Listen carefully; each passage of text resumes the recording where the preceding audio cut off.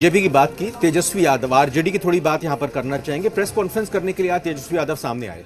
लगातार बेरोजगारी का मुद्दा वो उठाते जा रहे हैं और इस दौरान उन्होंने एक बड़ा दांव खेला है।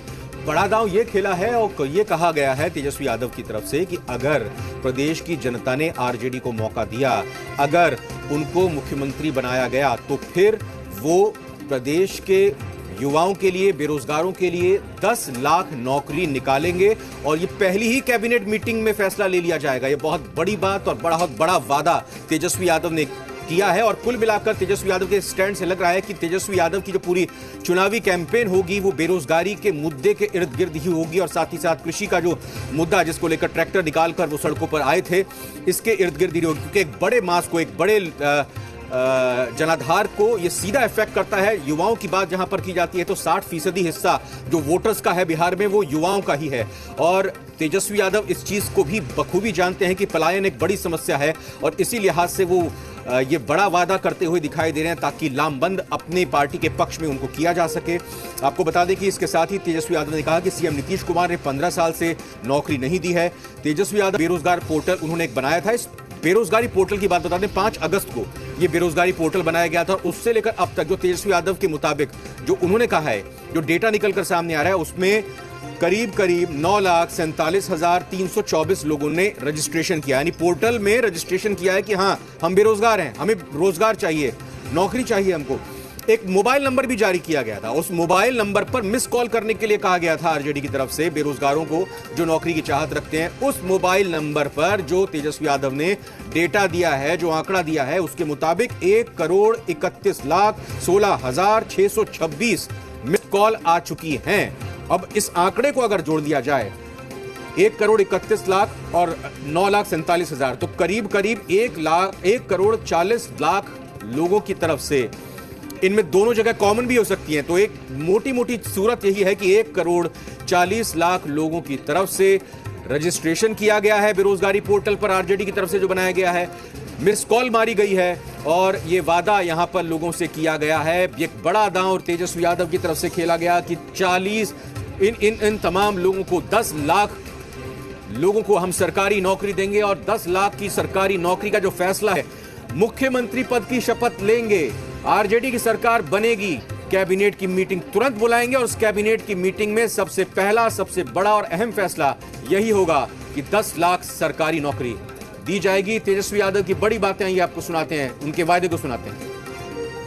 राष्ट्रीय जनता दल को मौका मिलेगा, जब सरकार बनेगी तो पहला कैबिनेट मीटिंग जो होगा, पहला जो कैबिनेट मीटिंग होगा, पहले दस्तखत से लगभग 10 लाख नौकरियां निकाली जाएंगी।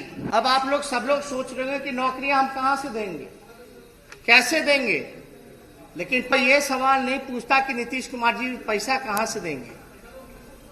अब तक तो सृजन नहीं किया, रोजगार नियोजनों के नाम पर ठगने का काम किया। और ये जितनी भी नौकरियां राष्ट्रीय जनता दल जो वादा कर रही है, जो देगी पहले कैबिनेट में, ये सरकारी नौकरियां हैं और स्थायी नौकरियां हैं।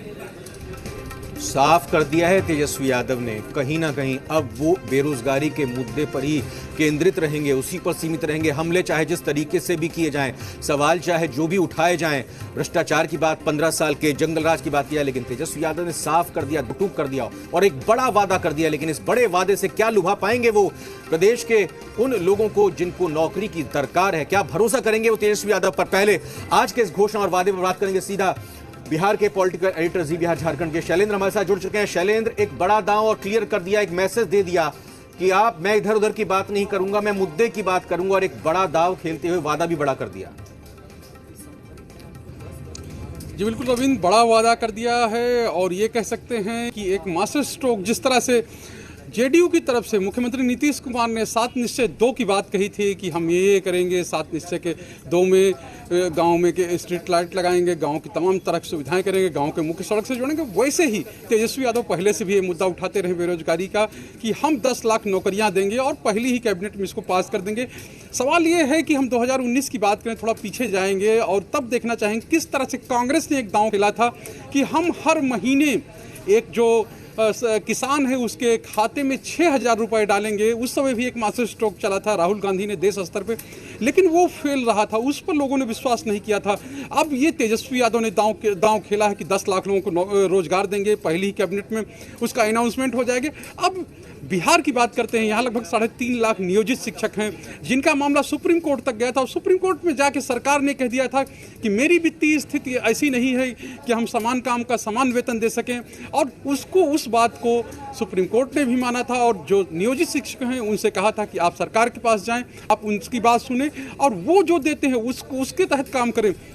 तो जाहिर सी बात है कि सरकारी खजाने पर किस तरह का बोझ पड़ेगा और किस तरह से ये नौकरियां दी जाएंगी, ये एक बड़ा सवाल है। और उसके लिए पैसे कहां से आएंगे, क्योंकि ये सब वित्तीय प्रबंधन का मामला होता है। और बिहार जैसा स्टेट जिसकी इकोनॉमी 70% जो यहाँ की अर्थव्यवस्था है वो केंद्र सरकार के अनुदान पर चलती है, कहें कि केंद्र सरकार से जो पैसा मिलता है, कहें कि राजस्व के रूप में, और जो यहाँ से कर इकट्ठे किए जाते हैं उनके हिस्से के रूप में, और तमाम तरह की और चीज़ें उनके रूप में मिलता है, तो ग्रांट के रूप में मिलता है, उससे यहाँ का वो चलता है, उसके यहाँ का खर्च चलता है। जो बिहार राज्य है, बिहार की सरकार है, 70% केंद्रीय या कहें सहायता होती है और 30% इंटरनल सोर्स हैं। तो सबसे विशेष बात यह है कि यहीं पे देखना होगा उसका बंटवारा किस तरह से होगा, उसको किस तरह से यूटिलाइज किया जाएगा, क्योंकि ये बड़ा सवाल है। अगर आप 10 लाख नौकरियां देते हैं तो कितना इस पर बोझ पड़ेगा, ये भी देखना होगा।